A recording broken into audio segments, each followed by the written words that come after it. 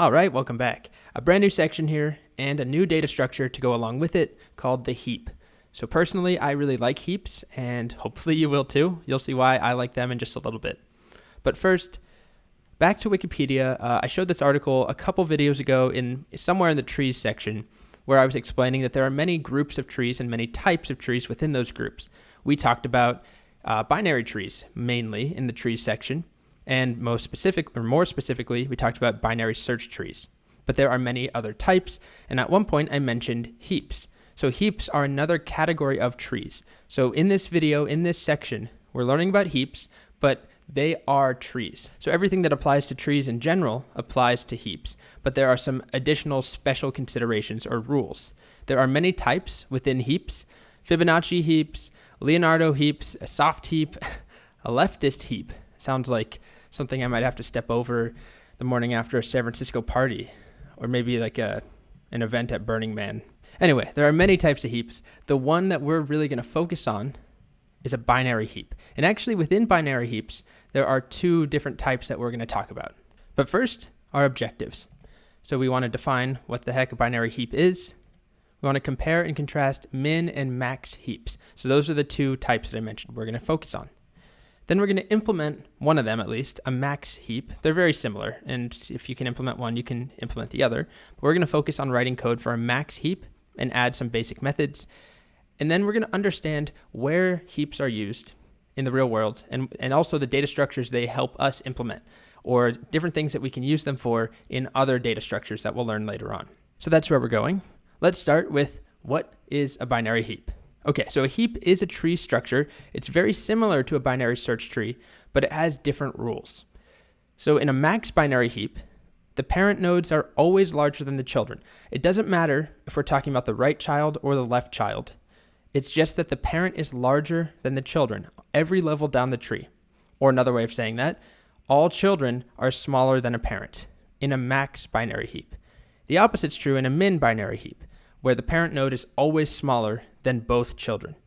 So just like a binary search tree, each node can have at most 2 children. So that's where the binary part comes from. But unlike a binary search tree, there is no order to the left versus the right. So this is a max binary heap. The root is the largest node, the largest number in the tree. And to the left and to the right, again, there's no order. It's just that they are smaller than their parent. So both of these are smaller than the parent, and the same is true for both of these. 18 and 27 are smaller than 39, or 12 is smaller than 33. But there is no relationship like we had in a binary search tree. This is the exact same numbers, actually, just represented in a different way. 41, 39, 33, 18, 27, 12. Same numbers, but in a different order. This here is a binary search tree. So we have 33. To the right, we have larger numbers, 41. To the left, we have smaller numbers, like 18. To the right of 18, we have a larger number. To the left of 18, we have a smaller number. So this is a binary search tree. This is not a heap, because in the rules of a heap, if we're talking about a max binary heap, every number below this number, every child below 33 should be smaller than 33. If we're talking about a min, it's the opposite. So this is the correct structure for a max binary heap using those numbers. We have the largest number, and then to the left and to the right are 2 smaller numbers. And then each one of those has a left and a right that must be smaller than the parent. Okay, so here's a couple of rules written out. Each parent has at most 2 nodes. That's where the binary part comes from. The value of each parent node is always greater in a max binary heap. That's what we're really focusing on here, but the opposite's true in a min binary heap. In a max heap, the parent is always greater than the children, but there are no guarantees between the siblings. And also, a binary heap is as compact as possible. So unlike a binary search tree where you can just keep adding on, I showed you some depressing binary search trees that were basically, they looked like a linked list. They were very one-sided. In a binary heap, it always takes up the least amount of space possible. So every left and right is filled before we move down.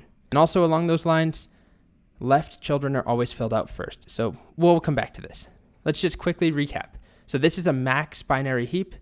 Largest number up top. To the left and to the right are smaller numbers. But it's important to note, these aren't necessarily the second largest numbers in the entire heap. For example, 25 and 36 are the two next largest numbers, but they are not on this same tier. It's just any number smaller on the left, any number smaller on the right. And then the same applies all the way down. So it happens that we have 36 here and 25 and 1. Both of those are smaller than the parent. Even if 25 is larger than 19, it doesn't make its way over here. And we'll talk about how this all works, but just remember, the only rule, well, aside from the fact that each node can have 2 children at most, the only real rule is a max binary heap. A child must be smaller than the parent. So again, no implied ordering between siblings. We can't figure out if, that this by default is smaller than this, or that this is larger than that, like we could in a binary search tree. There is no real relationship here other than 2 siblings. We know they're smaller than the parent. And then also, here's a min binary heap. Same idea, except we're working the opposite direction. The smallest node up top, and then both children, the only rule is that they are larger than the parent. Same thing here. But again, there is no relationship between siblings other than the fact that they are larger than their parent. All right, so lastly, why should you care about heaps? Why do you need to know this?